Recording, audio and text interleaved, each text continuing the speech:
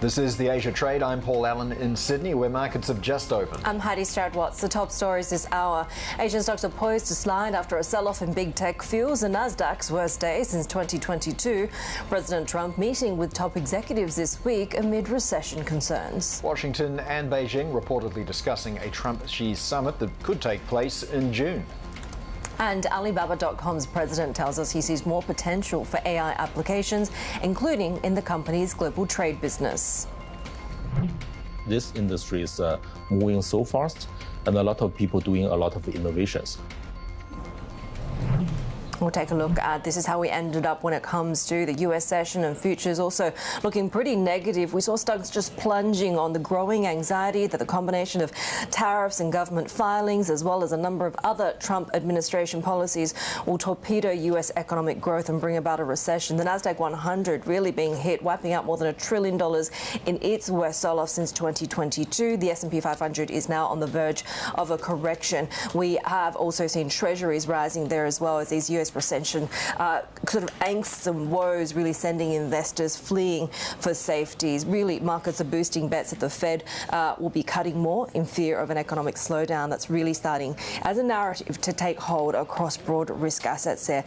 Yields on that benchmark 10-year note down as much as 10 basis points to 4.2%. We saw the US stock market, of course, in the meantime posting the worst day of the year. Take a look at how we're shaping up when it comes to commodities as well. US crude continuing to see that retreat. We're seeing oil falling to that 6-month low again on these demand side worries over weakening economic growth, both within the US and, of course, the global picture in terms of major economies that are about to be hit by trade tariffs. This is a picture then, not a very bright one when it comes to how we're shaping up for Asia. This is how we're opening just a couple of minutes into the start of that staggered open here in Australia.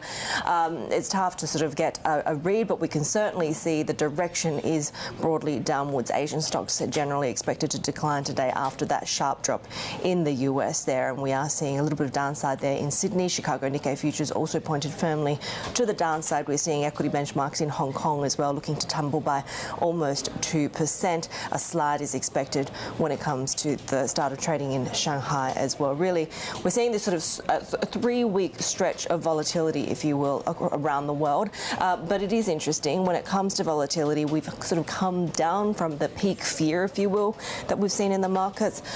So perhaps we could sort of, see a little bit of a turn, but certainly that fear greed indicator showing us that the current selling pressure is the strongest on record right now. Yeah, let's get a little bit more on this. We're joined by Sam Stovall, Chief Investment Strategist at CFRA Research, joining us now. Sam, as Haidi said there, fear. What are the key words at the moment? I guess uncertainty is another one. If we take a look at this chart on the terminal, we can see that the Nasdaq's not just slipped 4%. It's seeing the strongest selling pressure on record as fear grips the market. Is this entirely inspired by confusing trade policy, or are there other factors at play here as well? Well, Paul, I think that the confusing trade policy has really sort of tipped over the first domino, and as a result, we then have additional questions about the earnings for the coming year. The market is still trading at fairly hefty valuations, more than 2 standard deviations above the mean over the last 20 years. And then also the concern is about the consumer, since they represent 70% of the U.S. GDP. If they then start hearing the word recession, they start closing their purses and wallets, and that ends up causing a concern for the consumer discretionary category. So it seems as if this has become a manufactured correction that has caused a lot of sectors to tumble. So if it's a manufactured correction, could we say with any confidence that the floor is in here, or do you anticipate more selling to come? I think that there probably will be some more selling. I believe that we probably could see the S&P 500 go down to 5,400, which was the support level seen back in September of 2024. That would be a 12% decline, so a mild correction, in my opinion, and that would probably be a good place in which the market could bounce. I typically say that stocks tend to pop after a drop. So I would not be surprised if we start to see some green by the end of this week. So, Sam, that's the when part of the question, and I do wonder about the where, which is also the topic of our question of the day. Where are we going to see that potential equity bounce? Because at the moment, we're seeing a lot of the scepticism play out when it comes to the sector leaders, right? Tech, consumer discretion, as you say. A lot of defensive, seeing sort of some interest now as well. Where do you see investors potentially buying that dip if and when it happens? Well, when it does happen, I believe that usually what they do is rotate from first to worst, meaning investors tend to move away from the defensive consumer staples, healthcare, utility sectors, and into the groups that were the worst performers. Obviously, this time around, that's communication services, consumer discretionary, and tech. And should the bounce actually last for a while, traditionally what we find is that the bouncing off of the worst sectors tend to outperform the market by about 5 percentage points, and has done so 73% of the time going back to 1990. Sam, there's a more compelling sort of argument potentially than ever to invest outside of the US, right? What do you make of the kind of fading US exceptionalism story and the fact that we're seeing that underperformance really in stark contrast to the outperformance in a lot of global markets? China is just one of them. Exactly. Well, I think that reversion to the mean is starting to take place because the developed international markets as well as the emerging markets have underperformed the S&P 500 in 12 of the last 15 years. And right now, those groups are trading at double-digit discounts to their longer-term average relative PE ratios. So we're looking at areas of opportunity that had pretty much been ignored up until now. All right, Sam Stovall, Chief Investment Strategist at CFRA Research. Thanks for joining us today with your insights. Well, something that could shift market sentiment. Any updates from President Trump's meeting with US business leaders this week? Let's get to our tech reporter, Annabelle Drawlers now. So, Belle, Trump is going to be meeting with tech executives. What are we expecting here?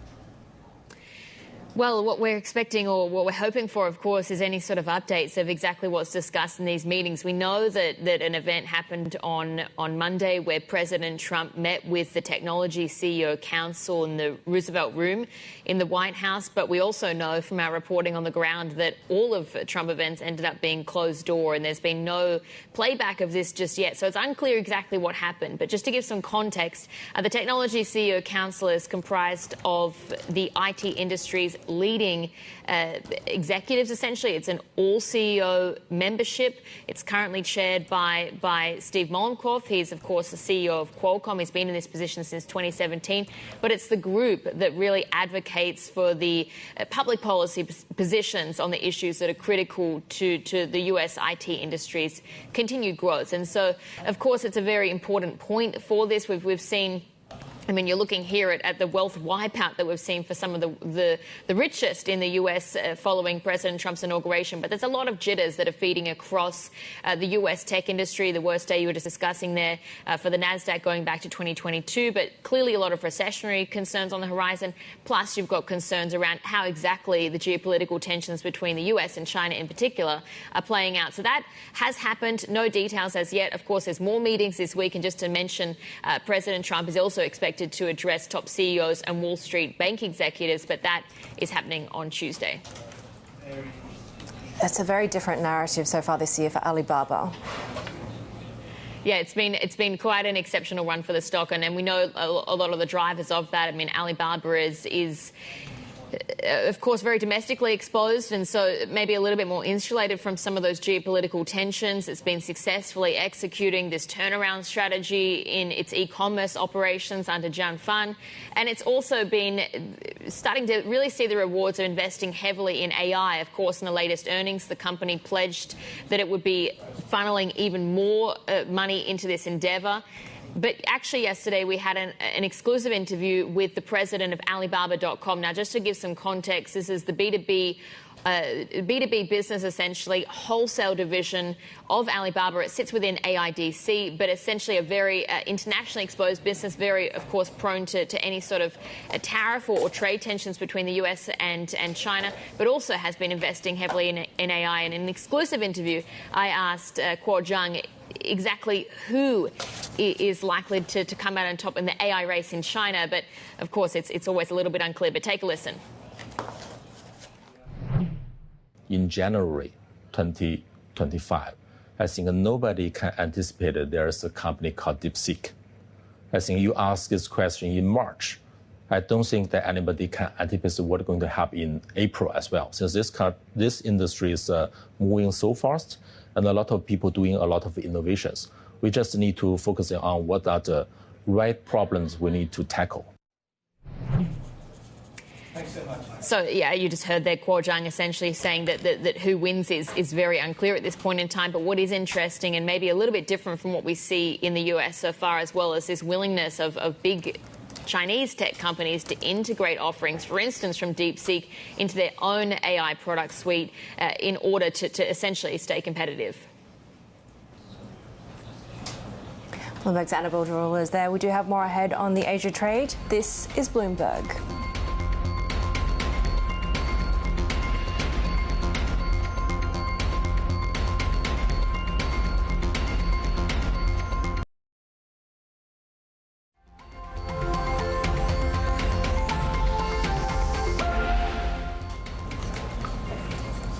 The US and China are reportedly discussing a potential summit between Donald Trump and Xi Jinping. That's according to the Wall Street Journal. Our China correspondent Min Min Lo joins us now from Beijing. So what do we know about this potential meeting? Yeah, we're actually getting conflicting reports from various media. SEMP, for example, reporting that this summit could take place as soon as April.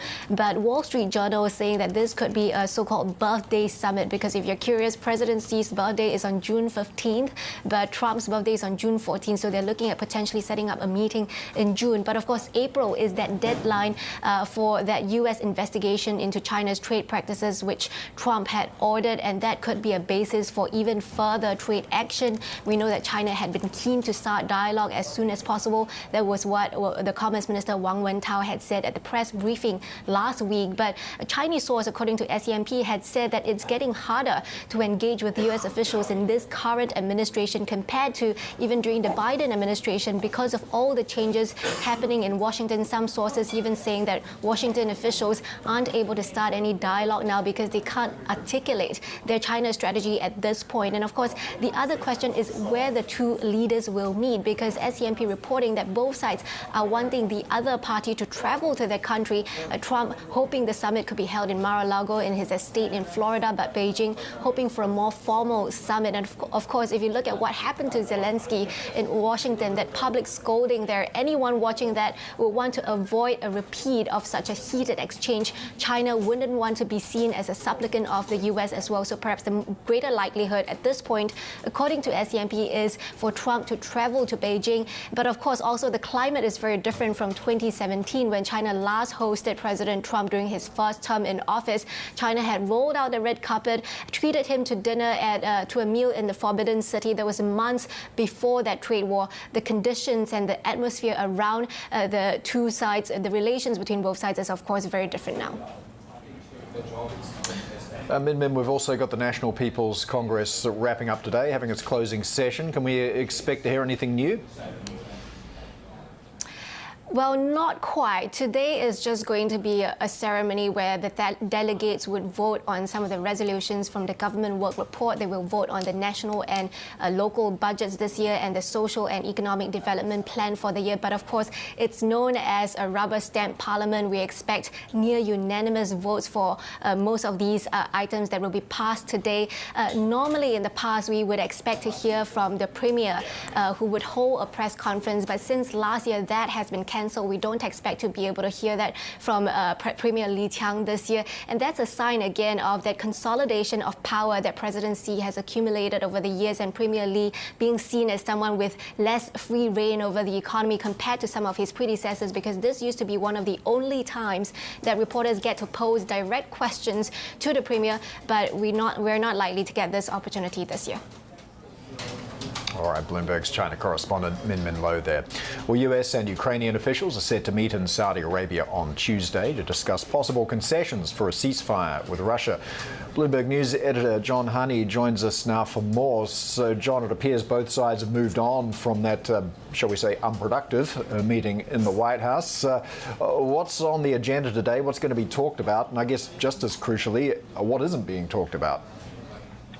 Yes, the American the American team, the American administration, has, at least in public, been taking a much more conciliatory tone than in the now notorious White House meeting between Donald Trump and President Zelensky.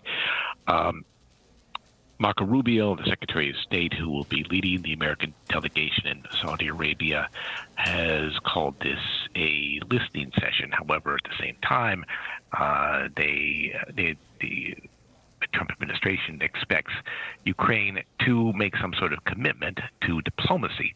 What will officially, at least, not be on the agenda is the natural resources agreement, which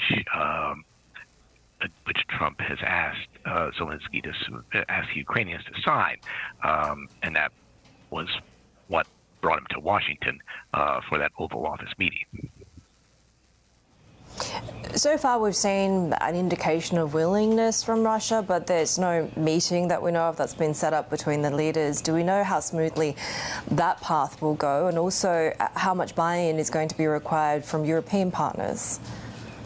Well, the second question first. The Secretary of State said that the Europeans would be involved in any final settlement. This after much concern, if not alarm, in European capitals over the exclusion of, say, France, Germany, other countries in the talks.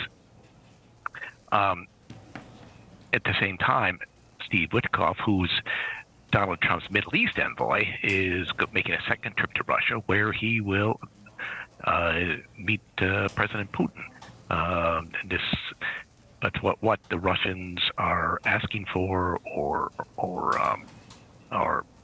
what their input is going to be, is regarding the talks that are going on, that will be going on in Saudi Arabia, are as yet unknown.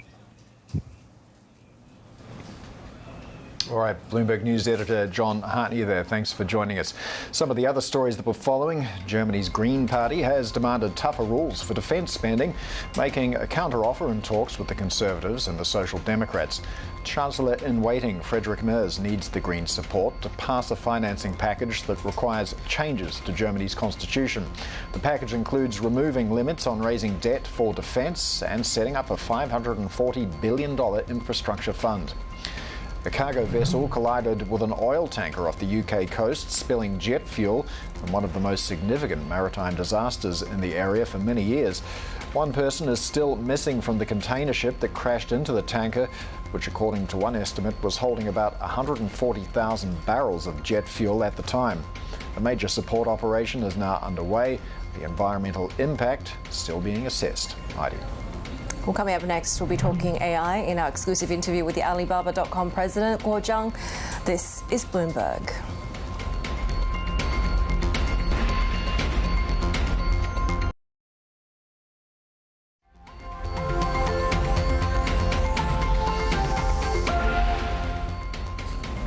Well, the head of Alibaba Group's original core business says the use of various AI applications are having a profound impact on the company.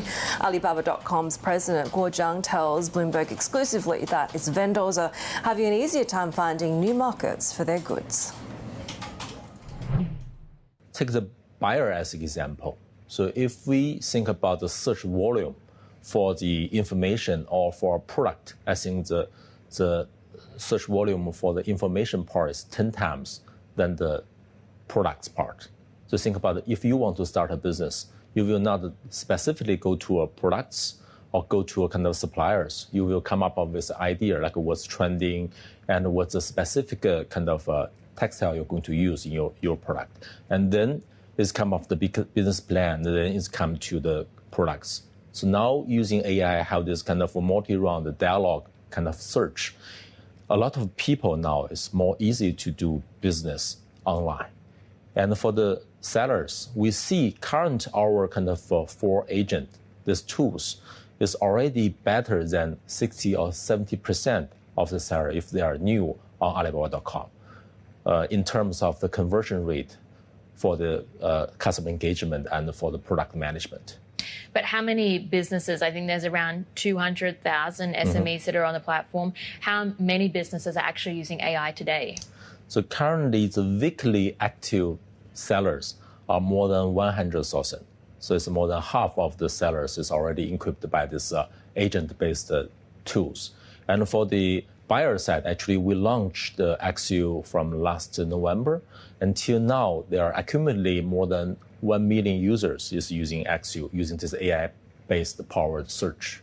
How much do you feel the competitive pressure on AI, given the amount of innovation that's coming from China? Okay. So first of all, we think there's a lot we can do so far. For example, we talk about the reasoning models, but based on language. There's a lot on the multimodal stuff that we can do later on. Like you can base on anything, an image, a video, or a file that you uploaded the file that the reasoning model can help you to interpret and to execute upon. So all those kind of things, we still believe there's a huge space to grow, and we can leverage the most. I mean, the models from Meta, from DeepSeek, from Ali Cloud, 同一千问. So all these models actually can help us to boost the capability of the applications that we believe application actually is a key here. And why we think we can do it here, we can do better than others, is not going to be a few tools that play for the people answer the easy questions. It need to be highly integrated into the big scenarios. Like global trade is a $30 trillion US business. I don't think of any other business is larger than this. So if we can apply AI in this business and helping a lot of SMBs, so who cannot participate in the global trade, but now they can.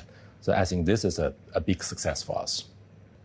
A lot of people are expecting industry consolidation or AI consolidation in China this coming year. How many winners do you see in the AI space in China? So actually, for that part, I can only speak of my opinion.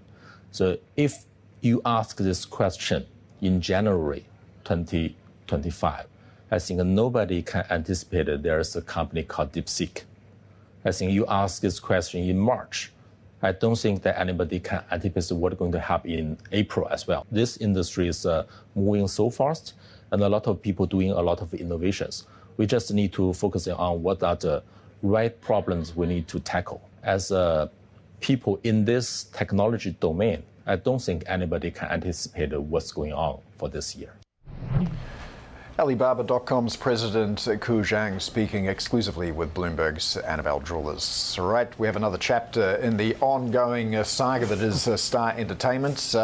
We are hearing from Star. It's confirmed that it's entered into an exclusivity and process deed with Salter Brothers Capital, and this is in response to media speculation in the Financial Review that there is a $750 million refinancing package in the works with Salter Brothers that would secure Star's long-term financial future. The question on everybody's lips, though, Haidi, is who's Salter Brothers? Oh, I can help you out. They hold a significant portfolio when it comes to some of these high-end luxury hotel and accommodation assets, including the Bannisters Hotel. So they are the second biggest hotel owner at this point in Australia.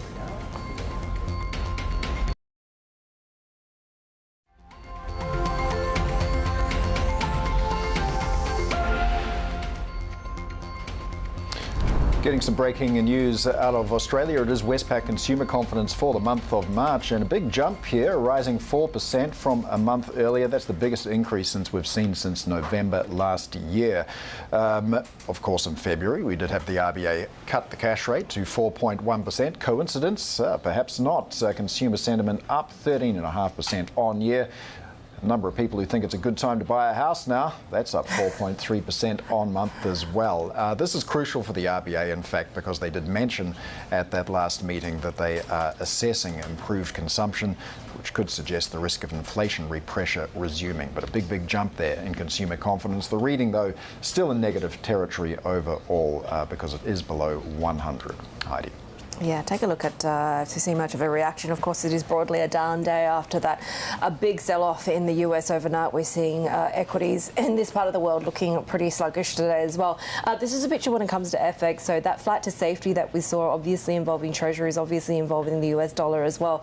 The Bloomberg dollar index rising in the New York session, really part of that broader safety trade there. Dollar yen holding at that 146 level. We are looking at dollar yen really on the verge of potentially being oversold. 145 is that sort of level that we're looking at the moment. And dollar China also one to watch as well as we get that wrapping up of the MPC today, and the reporting that potentially we could see this leadership meeting being arranged between Presidents Trump and Xi.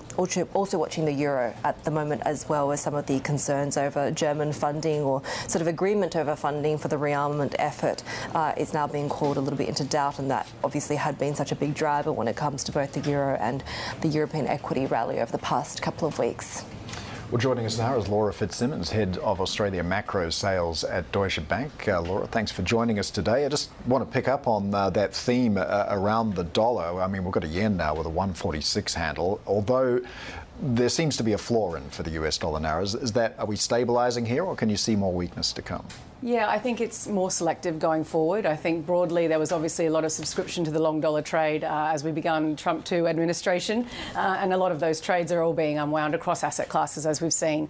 I think in terms of FX, I guess where we're focused at the moment is looking at, I guess, in terms of the equity sell-off that we have in the US, what are the best plays in terms of the FX land that we can look at here with taking the dollar leg out of it, and trades like Euro Swiss, for example, also CAD Swiss, essentially CAD Swiss potentially looking lower, but certainly the euro, as you mentioned, Haidi, it has been one over the last week which has had a huge amount of attention, and being at Deutsche Bank, we've certainly been at the forefront of delivering our views around that. We're still very excited by the prospect.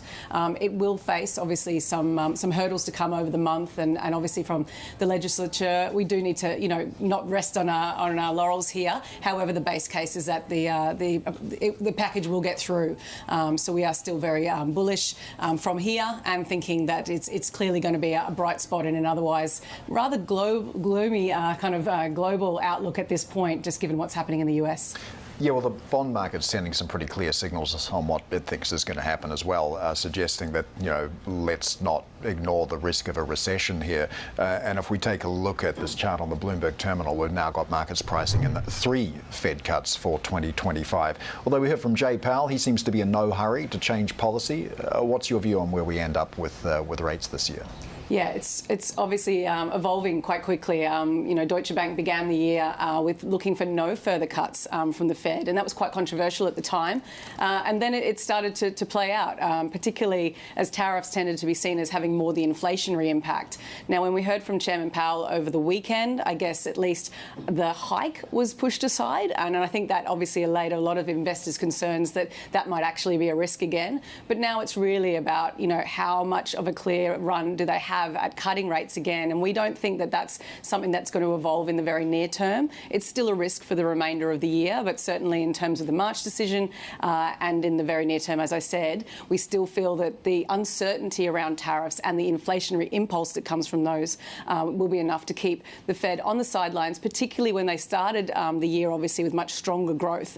Fundamentally, the US was in great shape, and it's really now the noise and the uncertainty, consumer sentiment that's coming off, but obviously inflation expectations also increasing. So they have a lot to consider, and I think from that perspective, we think that on hold makes the most sense. From a positioning point of view, as you say, uncertainty on US policy basically permeating every front in terms of risk.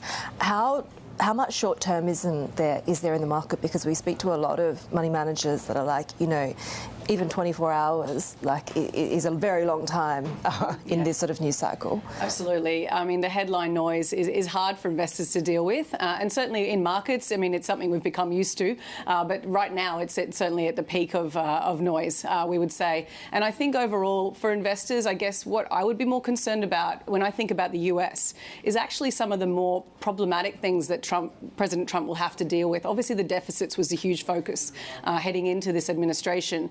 And so far, they've made a lot of noise about spending and Doge. And, essentially, though, if we are going to look at tax cuts being continued and certainly other cuts being delivered as well, and we're not really, when we look at the numbers, we're not seeing where that spending saving is really coming from. And so the numbers just don't quite stack up. And I think if they're already laying out a sort of a bumpy roadmap to get to these longer-term goals. If the longer-term goals are not that attainable, and actually by weakening the economy, you're compounding the problem, that's actually more of a concern, I would say, for investors. And maybe they're not thinking about that yet. It's a little bit too far down the line.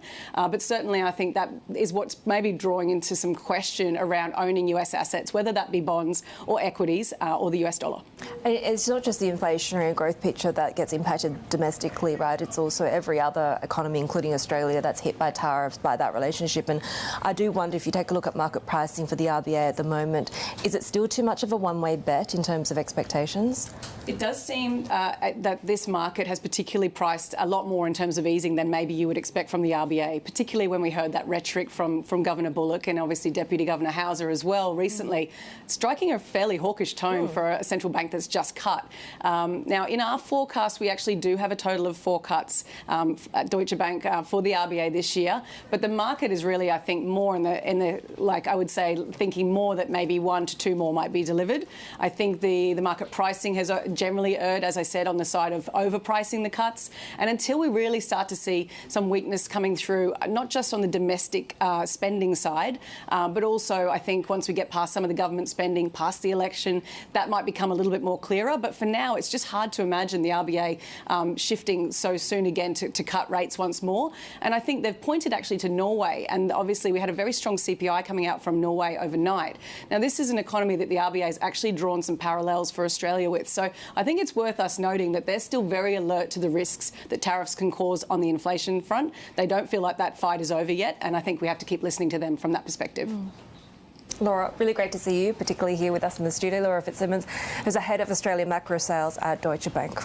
Well, China has set a fiscal deficit target of around 4% of GDP to counter the effects of rising US tariffs. We spoke with Michael Pettis. He's a senior associate at the Carnegie Endowment for International Peace about what comes next for the Chinese economy. Raising the fiscal deficit target by a percentage point is more for signaling purposes than anything else, because the truth is the real fiscal deficit, as calculated, for example, by the IMF, is something like 15 to 20%. It's much higher. So what that really means is that part of the fiscal deficit will be shifted away from the local governments towards the central government. But ultimately, it doesn't really tell us a lot about what they're going to do. I think this year will look a lot like last year. The really big question mark is trade. Last year, trade was great. If it's good again this year, it'll look very, very similar. If it's not good, and they're not able to raise consumption, which is their big goal, then we'll probably see a bigger fiscal deficit. We'll probably see more debt and more investment in infrastructure. Well, what is the panacea for creating that domestic demand? I think it's pretty simple. Budget constraints. I mean, you basically spend based on your income. If I want you to spend more, I've got to give you a bigger income. So if you raise the income share of ordinary Chinese, the consumption share will automatically go up. Is that going to happen, though? It's really tough for it to happen because a lot of people think that low income is just sort of an oversight or a bug in the system. But the low household share of GDP is fundamental to the way the economic model works. And it's the reason why Chinese manufacturing is so competitive. So if you fix one, you undermine the other. You can't really separate them. From a historical standpoint, how do you see the evolution of protectionism coming on both sides? Obviously, from the trade front with the Donald Trump administration, now 20% tariffs on top of what was already in place. It's a symptom of something you told me much deeper and longer lasting. We see it too much sort of as a Trump-Xi thing, and I don't think it's that. I think, we're going to see it continue to spread. The imbalances that we have are the largest we've ever seen. As Keynes explained, these imbalances put downward pressure on global demand, and the countries that absorb that downward pressure have to respond either with higher unemployment or, much more likely, higher debt. And at some point, it's not sustainable, and you've got to reverse it. So we're going through, in my opinion, a major transformation, equivalent a bit to what happened in the 1970s or what happened in the 1930s, a big change in the way the world operates. Trade war is particularly painful for surplus countries. Remember, the biggest surplus country then was the United States, and it suffered most from the contraction in global trade. If you can't run surpluses and you can't raise the domestic demand, then you have to reduce production, which means firing workers, rising unemployment. Where do you think we'll be in 5 years with the Chinese economy? Essentially, it's going to be going through a protracted trade war, and they have to also stimulate domestic demand. So where are we going to be in 5 years? That's as much a political question as anything else. Growth will be much lower. I think growth expectations will also be much lower. Debt levels will be much higher, which is one of the reasons they'll have to constrain the growth in debt. But the real issue for me is whether they decide to go through a rapid adjustment, which means taking the losses and allocating them, or a slow adjustment. If I had to guess, I would say they would prefer a slow adjustment because it's socially less destabilizing. That's Carnegie Endowment for International Peace Senior Associate and Professor of Finance at Peking University's Michael Pettis speaking there with Bloomberg's Stephen Engel. All right, we have more ahead on the Asia trade. This is Bloomberg.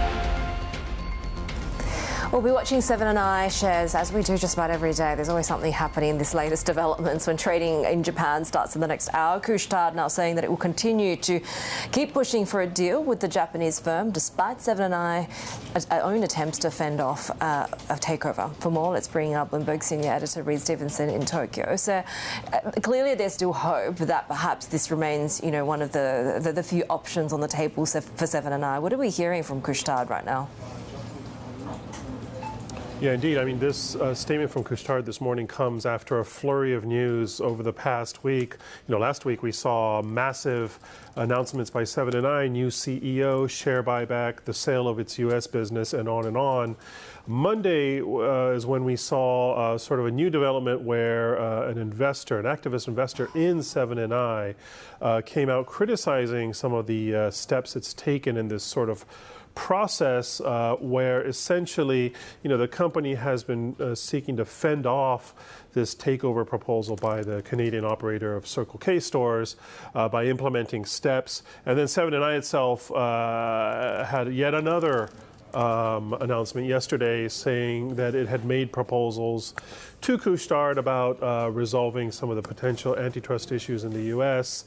And all of this essentially led up to now this morning, where we have Couche-Tard saying in a kind of long-winded fashion that it's still interested in 7&I, it's confident of the financing, and it's also has a clear path, in fact, toward resolving some of the potential U.S. antitrust issues, namely because any deal between these two companies would mean that the number one and number two player in the U.S. are going to combine, creating a company with more than 20,000 convenience stores in North America, and really dwarfing the next competitor by 7 to 8, 9 times.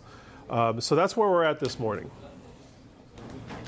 Reid, just looking over this media release from Couche-Tard, it's quite unusual in many respects. They're just ladling on the respect with a trowel. Is this part of the strategy here? Is charm and politeness? I think you're absolutely right. Couche-Tard is actually very much aware of some of the potential sensitivities and concerns around any potential deal. That's why I think they've played sort of a slow game, so to speak. They've, displayed patience, and I think, this statement this morning suggests that they'll continue to do so in pursuit of a deal. What they made clear, for example, is that they did not want to cut jobs or really mess with the Japanese convenience store business of 7 & I in any way. Really, that is the crown jewel.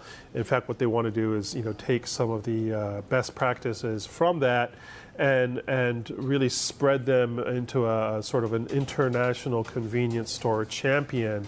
Something that 7 & I itself has said it wants to do, but hasn't quite executed, leading to a rather low or undervalued share price and attracting a lot of criticism, attention, as well as this buyout proposal. All right, Bloomberg senior editor Reid Stevenson there in Tokyo.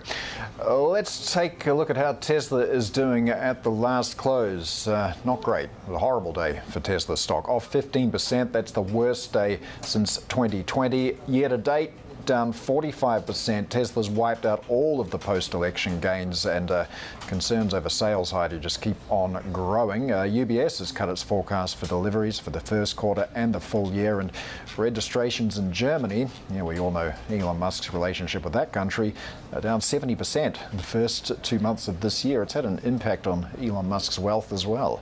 Yeah, and multiple ironies to this. One, of course, is the fact that Tesla gained 98% in the weeks following the election, expecting that it was going to be a bullish signal. And, of course, the fact his very significant role within this new administration, that drop of $185 billion in his net worth since the peak in December 17th, that is, as our very own David Inglis has worked out, the equivalent of Croatia's annual economic output. Sticking to tech, though, Apple preparing a major software overhaul to transform the interface of the iPhone, the iPad and the Mac. The update aims to change the look of operating systems and simplify navigation. For more on this Bloomberg scoop, let's bring in our technology reporter Mark Gurman. And Mark, as an Apple user, I kind of shirk away from these changes in formatting, in the way that the device looks. But what are we expecting? This is a nice distraction from artificial intelligence woes that Apple has been facing, right? We're not expecting any big AI improvements this year, but we're expecting an entirely new look and feel. This is fundamental to how the devices will operate. These are the biggest changes to iOS, macOS, and iPadOS in many years. In the case of the Mac, a couple decades. In the case of the iPhone, about 15 years, right? So this is largely significant, and it's deeper than just cosmetic changes. It's not just about a new design. It's about how they look, how they feel, how you operate them, how you navigate through the operating system. App icons are going to change, menus are going to change, windows, buttons. So this is an end-to-end overhaul for Apple's biggest operating systems, and this is how users interact with the company's products, right? This is why people buy Apple products, because they get and they use and they like the intuitive user interfaces of the product. So this is a very big deal for Apple. Well, nice try, but let's get back to that AI distraction. I mean, the update to Siri has been delayed. I mean, what is the hold-up here, and when is that update coming? Yeah, artificial intelligence for Apple has been a disaster. They bought Siri back in 2009, 2010. They launched Siri on the iPhone 4S at the end of 2011. And since then, their lead in AI has just completely fallen apart. They have got nothing in comparison to what you're seeing from ChatGPT or Anthropic or Perplexity, or even what runs on Microsoft and Samsung devices, because of their partnerships with companies like Anthropic in the case of Amazon, Microsoft, OpenAI, and Samsung's obviously working with Google Gemini. So they're very behind. Two major Siri improvements, sort of this AI infusion. One feature called App Intents, another called Personal Context. This allows you basically to tap deeply into the apps and control them via Siri, but also really source up your data in order to provide context for different queries, right? So for example, you can go to a coffee shop, they show in the advertisement, they could say, who's the person I met here a few months ago, and the phone will be able to tell you, or be able to pull up text messages you had with your mom as another example they provide in their keynote last June, and make a lunch plan with her. But those are delayed, and I'm told it's indefinite sometime next year. Our technology reporter Mark Gomer with the latest on Apple. We do have some breaking news, just data crossing the Bloomberg. Japan GDP numbers for the fourth quarter growing 2.2% on an annualized reading. The estimate was for 2.8%, so a little bit softer than expectations. On a quarter-on-quarter basis, we're seeing growth of 0.6%, pretty close to the estimate of 0.7%. Nominal GDP at 1.1% quarter-on-quarter, a little bit slower than the 1.3% expected. Private consumption levels are unchanged quarter-on-quarter. Business spending, though, rising over 0.5% quarter-on-quarter. That is better than expectations. That came in a little bit under there. Net exports adding 0.7 percentage points to that GDP on a quarter-on-quarter basis, as expected. And finally, that GDP deflator at 2.9% in the fourth quarter year-on-year, pretty close to estimates of 2.8%. This kind of doesn't really change the trajectory when it comes to the Bank of Japan. We did hear from one ex-official talking about the likelihood that the next rate hike is probably going to happen in June. Unlikely to move in July, given that we're expecting a national election there. June or September at the moment is looking a little bit more likely, particularly as we've seen the fastest base pay gains in 32 years. That's been the biggest missing sort of puzzle piece for that Japan revival. More ahead on the Asia trade. This is Bloomberg.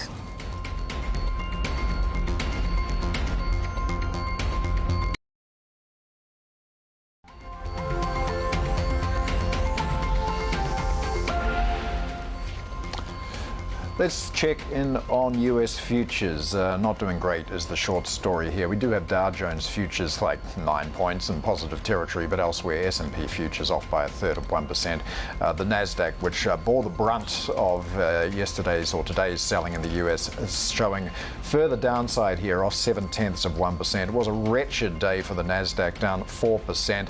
Worst day since 2022. The Magnificent Seven hammered. Tesla, the worst of those, off 15%. And futures showing that, well, there may be a little bit of downside to come.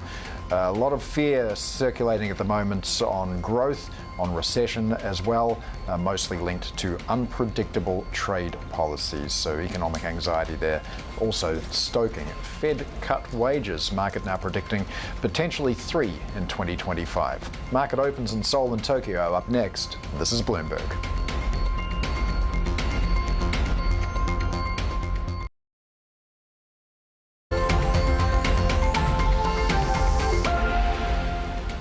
This is the Asia trade. We're counting down to Asia's major market opens, and of course we are bracing, I think perhaps is a good word, when it comes to how the rest of the Asian session plays out when Japan and South Korea come online. Of course, we saw that growing anxiety that from trade tariffs to geopolitical tensions to domestic government firings and some of the immigration reforms that we're going to see. All of these administrative actions from the Trump government potentially really crater US growth. Yeah, plenty of fear and uncertainty to go around. We've got yields continuing to slip, so the bond market seems to be making up its mind about the recession risk as well. It's just going to be interesting to see whether or not, the floor is in for US stocks or not, and whether Asia could be a beneficiary. Yes, that sort of outperformance gap when it comes to markets like China, for example. Europe, of course, continues to widen, and this is a picture as expected. We're really looking at a sea of red there as major markets continue to trickle online. The Nikkei 225 already down by 1.2%, within the topics up by over 1% as well. Some pretty solid GDP data. The revised fourth quarter GDP has been revised down, the real GDP number, to 6.8% quarter-on-quarter, but still the strongest since the second quarter of 2024, even with that downwards revision. So really keeps the Bank of Japan very much on track for further tightening, and expectations are sort of around July or potentially September this year, according to some commentary from a recent commentary, I should say, from an ex-BOJ official, Kazuo Mama there. We are also seeing the yen sitting at that 147 level. Some questions as to whether dollar yen might be looking oversold, but of course we had that flocking to the US dollar and treasuries as a way of haven demand overnight as well. Take a look at Korean stocks, because here we'll see really potential for real pain here, in particular when it comes to the fall and the anxiety that we saw in US stocks, the Nasdaq overnight, and some of these Asia tech stocks, particularly when it comes to markets like Korea and Taiwan, could see the biggest sell-off today. We saw Tesla, for example, falling 15%. The Mag 7 really leading those losses. The Nasdaq 100 down almost 4%, the most since October 2022. So some of these big tech-heavy gauges, Paul, are likely to suffer today. Well, we've been trading here in Australia now for a little bit over an hour, and the picture's just been getting worse and worse all morning for Australian equities. We're now off 1.25%, a little bit more than that. We did see that heavy selling on the Nasdaq. Well, it's information technology stocks leading the losses in Australia right now. That sector off 4.8%, but every sector on the index right now in negative territory. Got the Aussie dollar fairly stable at the moment, but we do see yields continuing to back off. The 2-year now at 386.05, extending its declines. The 10-year also showing a little bit of weakness as well, and Aussie yields falling in sympathy also. Got an oil price that's also weaker, off about 2%. That's at a 6-month low as well. Of course, we've got a number of factors at play here, with OPEC Plus planning to lift production. Long oil positions now at their lowest since 2010. Carlisle's Jeff Curry saying, well, the trade in fossil fuels peaked in 2017, and all of this uncertainty just makes renewables and domestic energy all that more desirable. Well, let's get to Bloomberg Executive Editor for Asian Markets now, Paul Dobson. Paul, a lot of money leaving the US at the moment, but to what degree could that head to Asia, or is everybody just moving to the sidelines? Yeah, I think that's one of the key questions that we're going to have to ask ourselves in this region. Paul, is this a US recession and a US-focused sell-off, or is this something that's going to really affect the global economy as well? You know, we do have more signs of recovery coming out of Europe at the moment, for example. A little bit of encouragement coming in China as well. So perhaps there are supportive factors that offset that to a certain extent. And one thing that I think has been quite interesting is that so far Asian currencies haven't really reflected any sort of a panic or a sell-off. That's partly because the US dollar is also under pressure, but a sign that maybe that contagion isn't too pronounced just yet. Maybe it's confined more to the tech sector, Japan, South Korea, Taiwan markets perhaps, and less to the broader economy. One word of doubt on that, though, is what we saw from Delta overnight, talking about a drop in US passenger outlook for their flights, a slight hint that that's because of global macroeconomic concerns and doubts, and that if that starts to fester a little bit more, then that maybe is something that can impact it a little bit more broadly across our region as well as the US. Paul, it's quite interesting, just the amount of outperformance that we've seen in certain markets, like China obviously is one of them, Europe is another. There seems to be now kind of getting into the nitty-gritty of how Europe is going to fund this, defence enthusiasm that we've seen driving so much of this rally. Are there doubts starting to seep in, or do you think that is still intact? Well, I think that one thing is worth keeping in mind is the huge sell-off that we saw in European government bonds last week, and what sort of an impact that has around the rest of the world. If it raises people's value at risk measures, makes them less tolerant of holding risk in general, then that can lead to a broader sort of retrenchment across asset classes, which would fit in a little bit with the narrative that we're seeing here as well. I think, though, Europe is pretty committed to this. They've been pretty direct, talking about, first of all, Germany breaking its limit and then pushing that to the wider European arena. So that spending should still come through and should be a supportive factor for growth more broadly as well. Interestingly, the other thing is this is not entirely not what Donald Trump wants. He wants a weaker dollar. He's getting that. He wants Europe to increase spending. He's getting that. He wants people to feel some tariff pain in order to get some changes in behavior. And, there are signs that that's coming as well. So when he says, well, we're going to have some bumps in the road and we're going to have to endure a little bit of short-term pain, that's what we're seeing, right? So what I think will be interesting to watch out for is whether he blinks, whether we hear something from him that sort of steps in and holds back a little bit the drop-off that we've seen in the US equity market. We did hear Scott Besson said on Friday there is no put, there is no no time or no period or no extent of the sell-off, which would cause him to change his mind or alter his course. But I think that probably investors are still waiting to see whether that is actually true and looking to call the US administration's bluff a little bit there.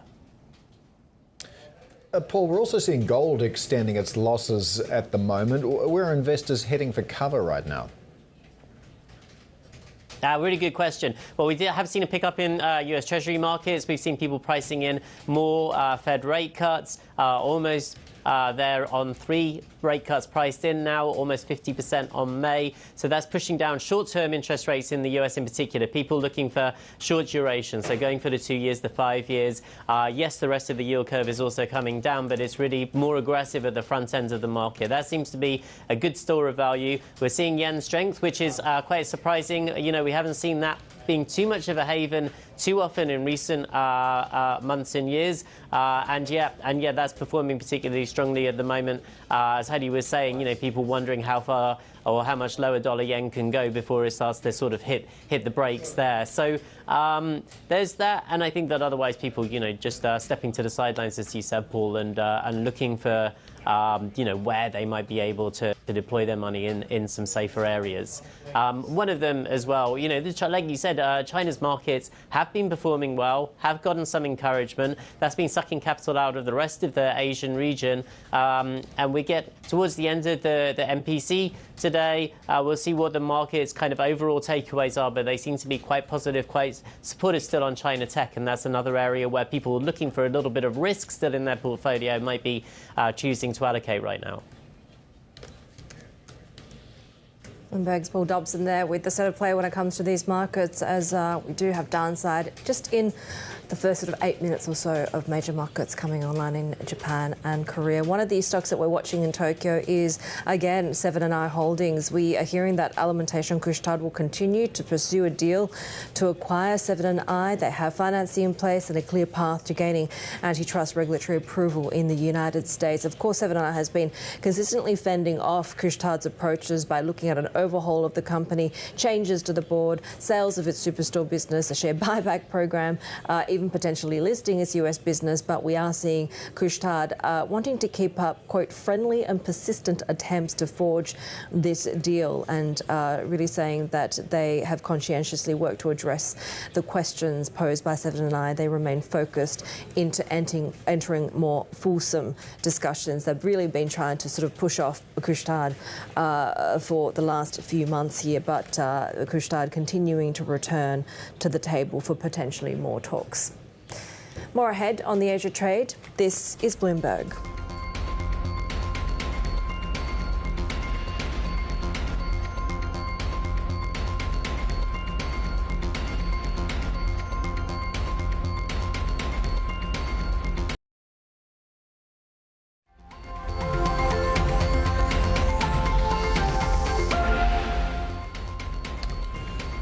All right, let's take a look at how we're tracking on the major indexes in the Asia Pacific at the moment. Well, the picture tells the story, doesn't it? There's one colour dominating that screen, and it is red. We've got the Nikkei off by more than 2%. It's a similar story in South Korea. Here in Australia, we're also softer by about 1.5%. And sector by sector, it remains pretty much red as well. Taking a look at some of those big tech names, because it was an especially brutal session for tech stocks in the US. We're seeing that reflected in the Asia session as well. SK Hynix, of course, a major supplier to Nvidia, that's off by 3%. SoftBank off by 4.4%. Tokyo Electron also seeing a fair bit of selling. That stock's off about 45% on year, but if we take a look at its relative strength index, it does suggest that maybe Tokyo Electron is entering oversold territory, Haidi. Well, DFI Retail Group reported underlying profit of $201 million for 2024. It's a 30% jump year on year.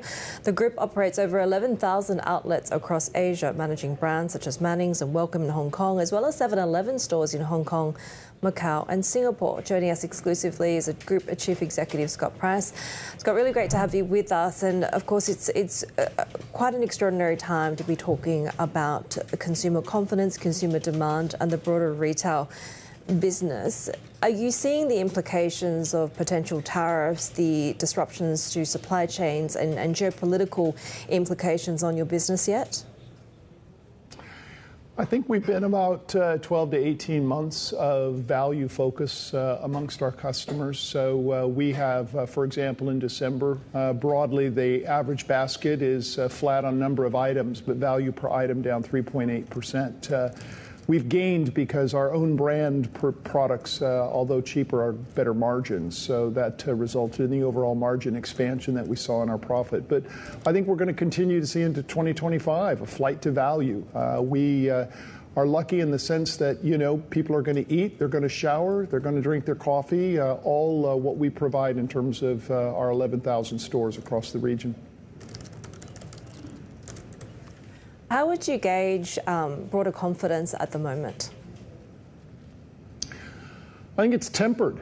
I think the concerns around tariffs and what that will do to cost of living, I think you're seeing the reaction in the markets.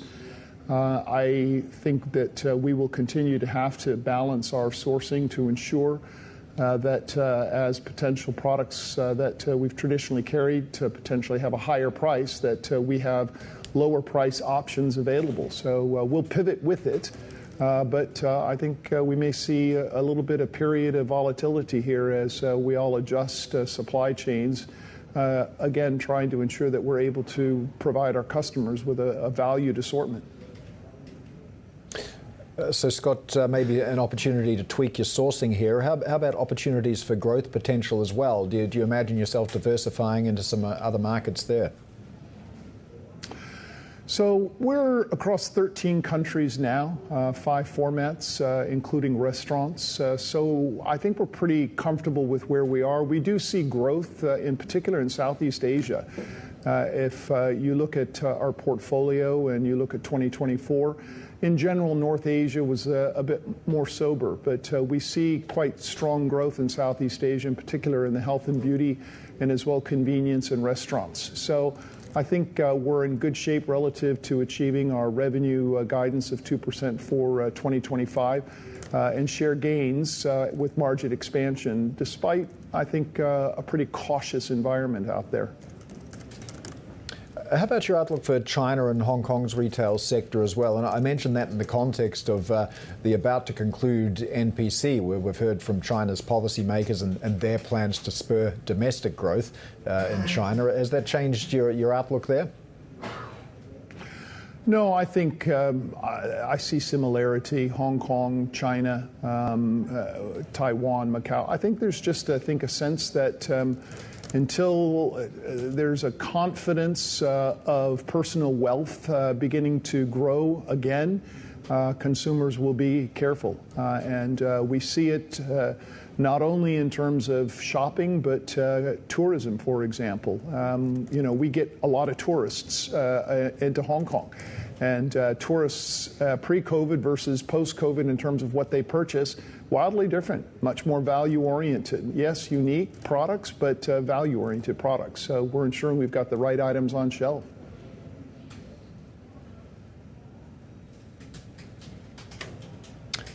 How about M&A opportunities? What are you looking at in that department, if anything?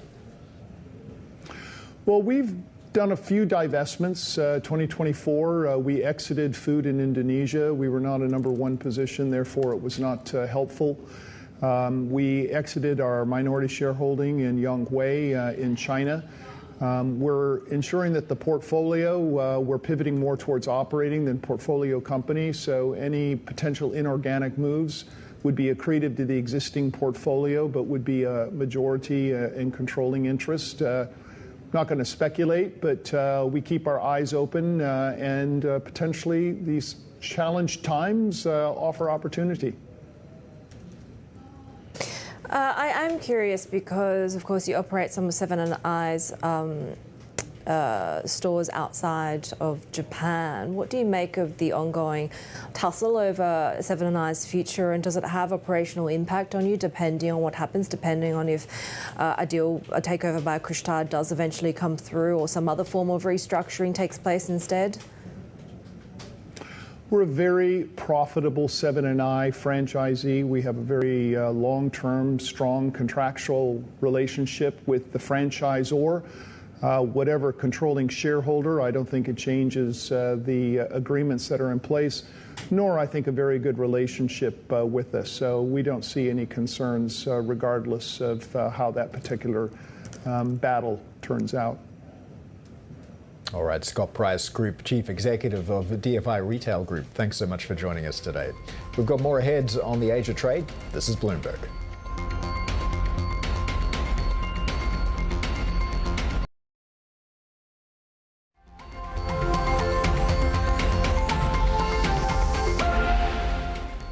I think it's going to be Panic at the Disco. We haven't gotten there yet, but as these levels climb, there will be unwinds and more uncertainty that triggers even more. It looks like those conditions are not going to change, and the volatility is going to persist as long as we have uncertainty around tariffs and economic policy. But I do believe that longer-term investors can start looking at these levels, start putting their shopping lists together, and start looking at quality names that have been beaten up over the last couple of weeks. It's the whipsaw that's going on that's driving the markets crazy. Bloomberg TV guests there on the US market sell-off, and a chorus of Wall Street strategists warning about rising volatility in the stock market. Morgan Stanley's Michael Wilson is the latest to sound the alarm on slumping US growth. He expects the S&P 500 index to drop as much as 5% to 5,500 in the first half of the year as corporate earnings suffer from Trump's tariffs and lower fiscal spending. Market forecasters at banks such as JP Morgan and RBC Capital Markets have also tempered bullish calls. Meanwhile, Carlyle Group's Jeff Curry thinks that the world is seeing peak oil trade. Curry explains that the trade in fossil fuels across borders is set to decline as nations seeking energy security accelerate investments in renewables and nuclear power. He adds that the subsequent reduction in trade will lead to slower oil and gas demand. Let's take a look at how we're trading when it comes to the start of futures in Europe, and of course a terrible lead-in from the US, from the Asian session so far, with just the sheer amount of anxiety when it comes to the US economic slowdown and how some of these tariff and other Trump administration policies could be playing into that. That sell-off, of course, continuing at the moment. It looks like that meltdown will head into European stocks as well, with another down session. We already saw European stocks hitting that 1-month low on these broader growth concerns. There's also a lot of concerns that given that we had the big defence spending rally that had been driving the narrative over the past couple of weeks, the worries about Germany's spending plans, the amount of support that can be gathered within that government for those spending plans is also weighing there as well. We had the stocks Europe 600 down with mostly tech that's leading those losses, and we do expect to see another down day for tech as well, given the losses that we've seen, not just for the Nasdaq 100 overnight, but also being replicated with the big tech names here in Asia as well, Paul, including in Japan. Yeah, let's take a look at Japanese assets, and we are seeing tech names selling off there as well. SoftBank, Tokyo Electron among those that are weaker. The overall index off by more than 2%, and every sector in negative territory there. Also got the yen continuing to strengthen, 146.78 at the moment, so perhaps recapturing its traditional status as a haven there.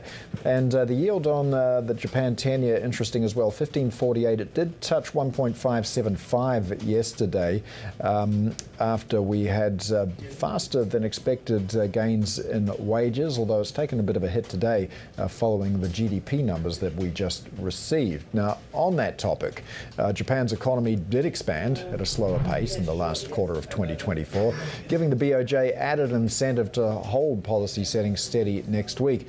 Economy and Government editor Paul Jackson joins us now. So, Paul, what are the key takeaways from this data, and how does this cloud the picture for the BOJ? Well, I don't think it necessarily clouds the picture. I mean, these are still pretty solid results that really keeps the BOJ on track for raising interest rates at 6-month intervals. I think our base case scenario was a rate hike in the summer in June or July. I think we're still on track for that. There has been some bubbling in markets about the possibility of an earlier hike in the April-May meeting. That's the decision on May the 1st. But I think really, these figures feed into the idea that really the pace is keeping us on track for a summer rate hike. If you look at the numbers today, I mean, net trade are positive, businesses still spending. Even the fall in inventories is kind of good because it means things are getting sold. I think where the weak points are is the consumption. Consumers, the spending is flat. And that takes us to the central problem for the economy here in Japan, is that we've got inflation, and that is crimping the spending by households. And we're just not seeing consumers respond to these wage gains. We still have real wages falling. So that's a big issue lying ahead for both the Bank of Japan and for Prime Minister Ishiba, who faces an election in the summer. And another interesting point is those parts of the economy that were helping the growth in the fourth quarter, like businesses spending and the net trade. What happens to those parts of the economy with Donald Trump? We've got all these tariffs being unleashed onto the world. We've seen that markets are already starting to get very, very jittery about the implications of this. And these tariffs, they could hit Japan hard, and that's going to hit business sentiment. So then where does that leave the growth in Japan? Doesn't look like we're getting much from Japan's consumers.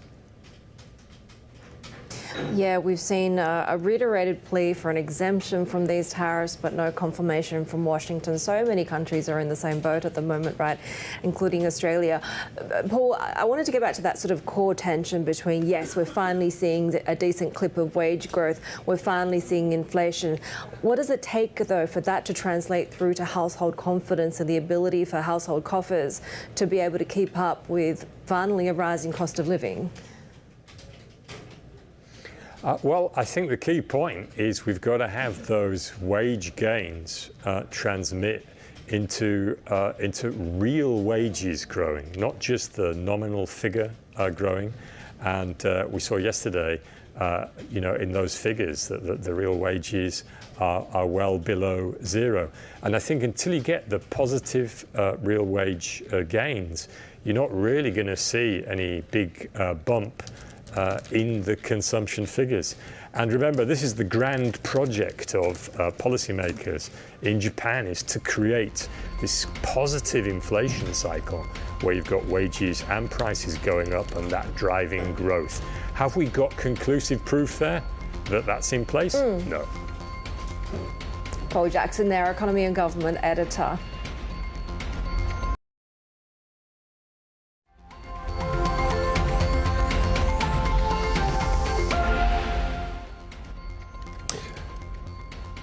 All right, we're getting business confidence numbers for Australia for the month of March. We do have a slight improvement in business conditions, rising to 4, but that gain that we saw in business confidence, these are for February, that gain we saw in business confidence back in January has been reversed, a reading there of -1.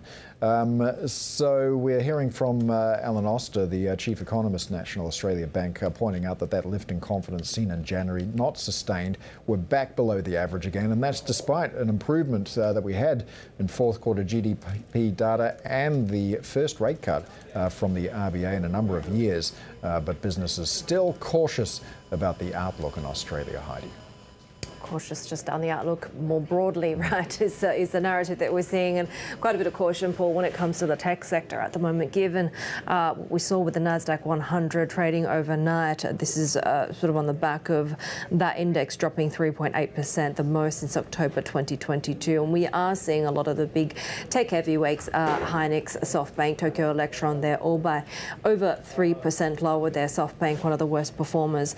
Some major investor concerns about the Trump tariff news, the now perceived recession fears, and the tech growth concerns there as well. So the heaviness of the kind of negative news flow is playing into this cycle at the moment. Tesla was another one that kind of led the losses and will be having an impact when it comes to some of its suppliers. Today in Asia, that fell 15%, really the leader in terms of the losses that we saw across the Mag 7. Well, something that could shift market sentiment. Any updates from President Trump's meeting with the US business leaders this week? Let's bring our tech reporter Annabelle Jewellers. And I mean, we saw a big shift when we saw President Xi meeting with business and tech leaders, right? Could we see the same in this time? Wow, yeah, that's a tough one, Heidi. I guess that very warm embrace of China's top tech leadership, I mean, it really was a moment for markets. Look, I guess probably not to the same extent, but what we know so far is that President Trump has met with key tech executives. So there was a meeting on Monday, but it was actually closed door, and we haven't got any readout or any sort of play out from it just yet. But essentially, it was a meeting between President Trump and the Technology Council, or Technology CEO Council, rather. So this is the IT industry's leading advocacy organisation. It's comprised exclusively of CEOs. For instance, Qualcomm CEO Steve Mollenkopf is the current chairman of the council. But it works to develop, to advocate for public policy decisions or positions on issues that are critical to the US IT industry. So it's certainly a very interesting moment for tech in the US. I mean, we saw that very sharp market reaction overnight, and you were just mentioning there, the worst day for the NASDAQ going back a couple of years. We've seen huge losses in terms of individual billionaires' wealth, essentially, so far since Trump's inauguration. You can see some of the numbers in this chart. But certainly it's going to be a big question of what President Trump does exactly and what's really causing a lot of these jitters, and that comes down to concerns around recession, concerns around the geopolitical outlook.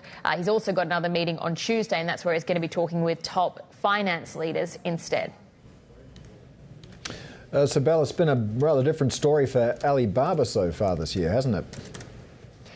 Yeah, absolutely. I mean, it's as Heidi mentioned there, you know, one of the reasons we've seen such a sharp turnaround in the stock has been this very public embrace of Chinese companies and this real support that we're seeing once again for China's private sector to lead growth in the country. We had a conversation yesterday with Alibaba.com, for instance, and this was also part of the framing of it. You know, what's the mood in the business today, given you've had such a sharp run-up in the stock price? There's been a successful execution that we're seeing so far in terms of the e-commerce strategy, AI as well. Alibaba.com, it sits within the AIDC business, rather. It was the first business of the Alibaba Group that was formed and actually went live 26 years ago, March 10, going back to 1999. But we spoke with Kuo Zhang and asked about their expansion plans, of course, in light of these geopolitical tensions, but how they're seeing their market, particularly in the US. Take a listen.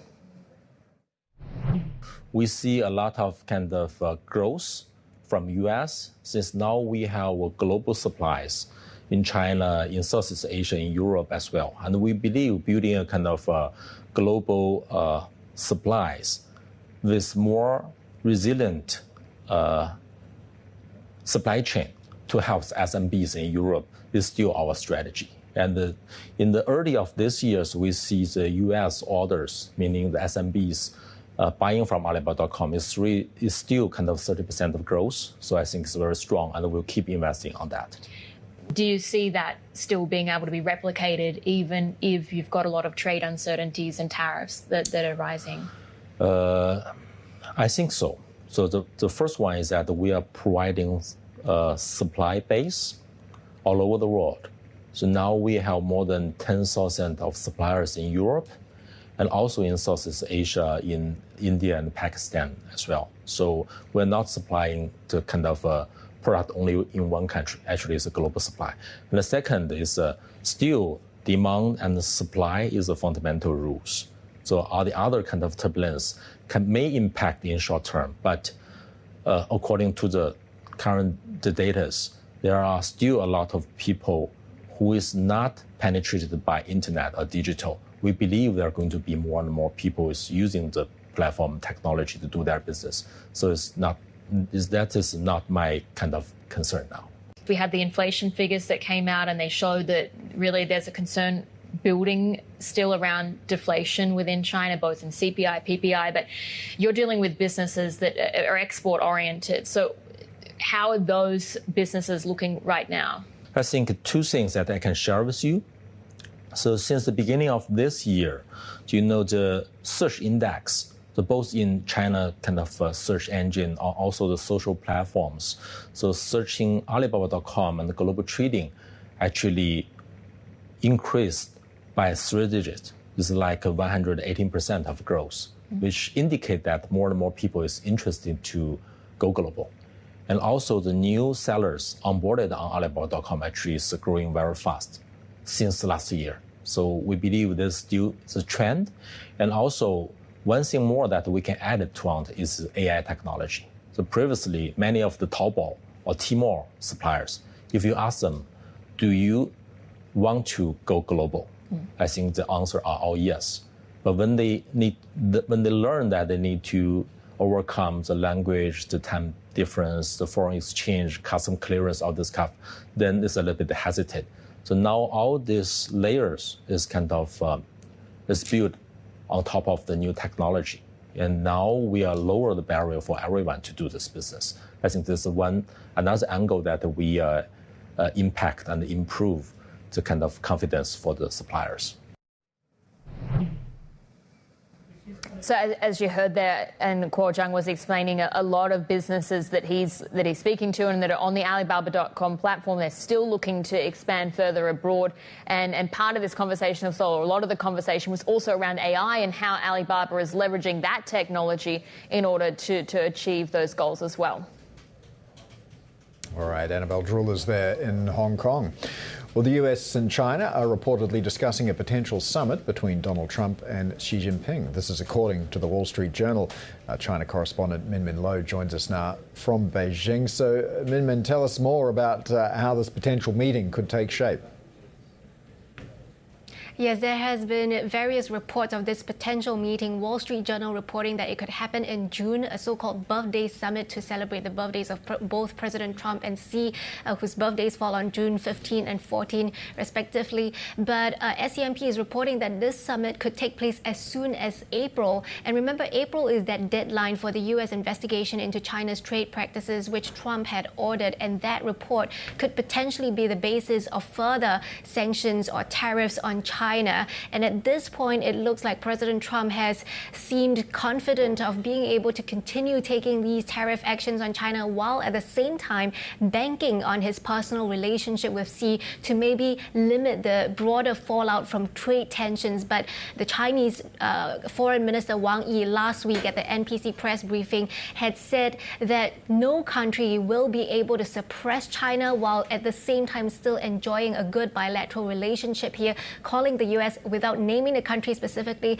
two-faced. So at this point, we know that China has been wanting to reach out to the U.S. The Commerce Minister Wang Wentao said that last week, and there appears to be some level of frustration and not being able to engage with U.S. officials. And of course, there's a question of where this summit will be held. Will it be at a neutral third-party country like Singapore, or will it be at one of the two countries, both sides looking to prefer the other party to travel to their own country? Trump, according to SCMP reporting, wanting Xi to go to Mar-a-Lago in Florida to meet him, but Beijing, of course, preferring Trump to travel to Beijing for a more formal summit. And of course, after a couple of weeks of pomp and ceremony and also some policy setting, the NPC closing session is finally upon us.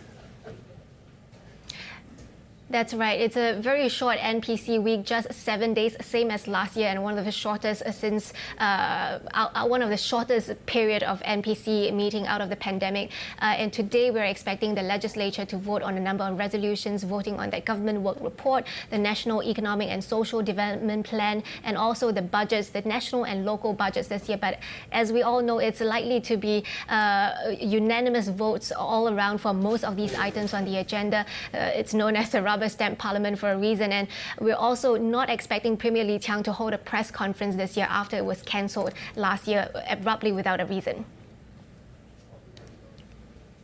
Bloomberg's China correspondent Min Lo there. More ahead on the Asia trade. This is Bloomberg.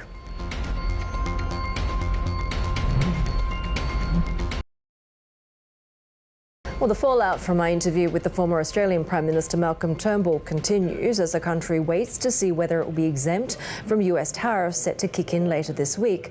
Our conversation with the former PM, who successfully negotiated a levy exemption with the first Trump administration, appeared to have triggered a scathing post by President Trump, who posted on Truth Social that Turnbull, quote, never understood what was going on in China, nor did he have the capacity to do so.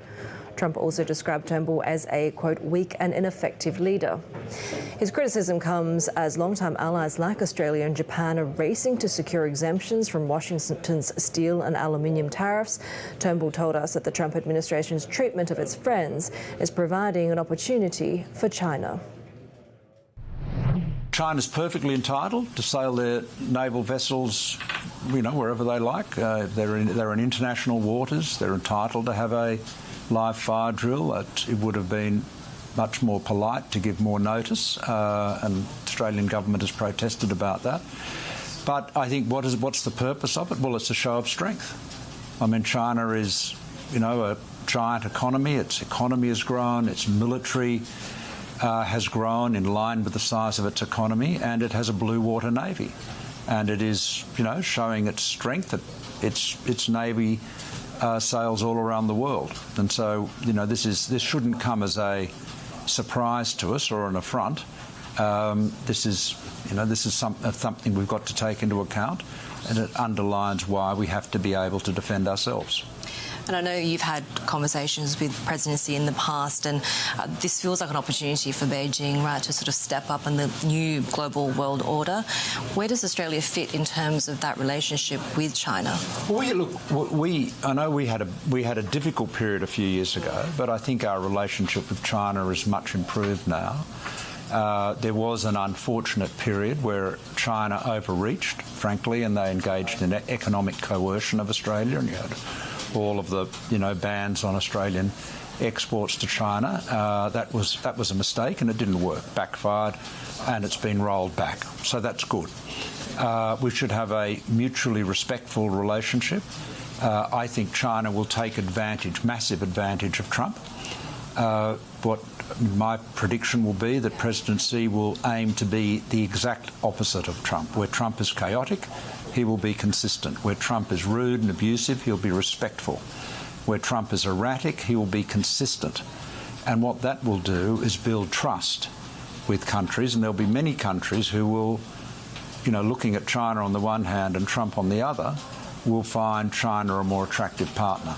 So Trump is not just helping Vladimir Putin on the battlefield in Ukraine, which is bad enough, but by his own conduct, he's providing an opportunity for China this time to take a different approach than the one they did with Trump 1. And really, as I said, they should be the anti-Trump. I mean, they don't have to be against him, they just have to be the opposite of him in terms of style and the way of dealing with people. Former Australian Prime Minister Malcolm Turnbull speaking with us on Monday. Let's turn to the other big story we're tracking here. Ex-tropical cyclone Alfred has left a trail of destruction across southeast Queensland and northern New South Wales. Flood warnings remain in place in Brisbane's south, while showers are set to ease. More than 280,000 households were without power on Monday, and companies have warned residents that blackouts could persist for days. An analysis by Weather Zone suggests Brisbane had its wettest day in more than half a century on Monday due to the storm. Well, let's get some more insights now on how the insurance sector is dealing with increasing risks such as natural disasters, often on account of climate change. Joining us now is Paula Jarzabkowski, who's a professor of strategic management at the University of Queensland. And Paula, we've sort of talked at length with every incoming natural disaster, be it extreme heat or flooding, that we've seen more and more concerns over what climate change is doing for planning when it comes to these areas. Are insurance companies sort of ahead of this or struggling to keep up at this point? Well, I think the insurance sector has been signalling for at least a decade that we do have a problem with increasing extreme weather events, and that is part of the big drive that's putting the prices up for insurance. It's a combination of things. We're getting more and more extreme weather with legacy assets. So we've built in places that can't withstand the weather we're now receiving, And we're continuing to build in those places, as well as perhaps not building as resiliently as we need to. So the insurance sector's been warning of that for some time, and the effects are coming home to roost now, with a lot of people finding insurance either unaffordable or unavailable in these areas that are being hit by increasing disaster. Do more conversations need to happen around both managed retreat and also, as you say, sort of not rebuilding in these same areas, which was an issue that came up for both those that went through the Black Saturday fires and the insurers who, had issues then reinsuring them in the same locations? Yes, that's right. So the way that it works is you've got both. Insurance, as it was initially designed, is a pooling mechanism where they take in a lot of premiums across a lot of people with different risk profiles, and the premiums of the many pay for the losses of the few. What we're getting now is the losses of the many, because we're having more and more of these large-scale catastrophes that mean that there's a lot of claims go simultaneously. Insurers buy a reinsurance product for that, which is a product on the global reinsurance market that brings global capital into local economies to do the rebuilding. But increasing the cost of that capital's gone up around the world as we see things like, fires in LA, which are very expensive. But there's been fires in LA since 2018 in California. We've seen floods here in 2022. Now we're seeing this. All these costs around the world are being paid for from the one big global wallet, and that's driving the costs up for sure locally, but not just in Australia, in many countries. So rising premiums, and in some respects insurance companies might be unwilling to insure some particularly vulnerable areas at all. And when you put that together, are we seeing an increase in the number of people who are completely without insurance? Yeah, look, this is one of the issues that has arisen, and it's becoming more concerning around the world, particularly in advanced economies that have relied on people having insurance as the way to underpin their mortgage and securitize their assets, that we're seeing that insurance is either unaffordable, meaning that people simply aren't buying it, or small businesses, or it's unavailable in that it's being excluded by insurance companies from the policies that they offer in those areas. So we saw that in LA, where actually a lot of that fire was already being excluded by the private sector and covered by a sort of government legislated mechanism called the FAIR Plan. We're seeing that here in Australia, where people are simply finding themselves uninsured. And would you like a little bit of an idea of how that's increasing in Australia? In 2022, the Actuaries Institute showed that 10% of Australian households faced extreme insurance stress. The measure of extreme insurance stress is 4 weeks or more of pre-tax income to buy a meaningful premium. I think that's a useful measure because it talks about the whole gross household income, and that's given that you pay from your net income to have 4 weeks of your gross income to buy a premium. That was 10% of households in 2022, 12% in 2023, and now 15% in 2024. And let's see what that's going to be when they update those figures in August this year. But we can see that those problems are rising exponentially, and that probably many people, even if it was only 2 weeks of pre-tax household income, would find that a struggle to cover. Paula, really great to have you with us, and we appreciate you giving us those insights. Paula Jarzabkowski, who's a Professor of Strategic Management at the University of Queensland. We do have more on Australia ahead. That's every Tuesday at 11:40 a.m. if you're watching in Sydney, 8:40 a.m. in Hong Kong. And also tune into the Bloomberg Australia podcast, delving into the biggest stories shaping the country's role in global business. You can find that on Apple, Spotify, or on Bloomberg.com. More ahead on the Asia trade. This is Bloomberg.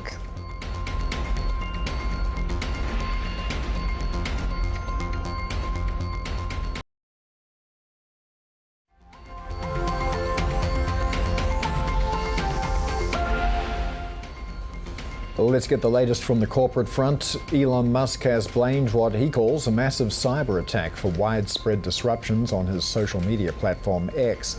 Musk claims the move was orchestrated by a large coordinated group or country. Tens of thousands of users globally reported intermittent outages on the app, with new posts failing to load for users.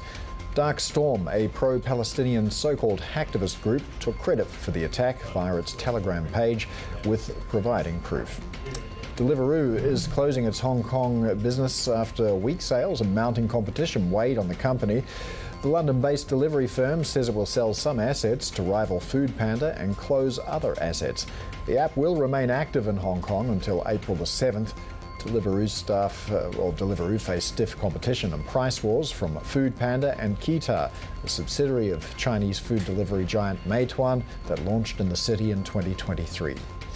Delta's shares dropped in post-market trading after it cut its profit forecast for the first quarter. The airline lowered its guidance for revenue growth to reflect a $500 million reduction and now expects earnings of 30 to 50 cents per share. CEO Ed Bastian cited a fall in consumer confidence for the decline, but believes the impact will be temporary. Delta has not changed its full-year outlook.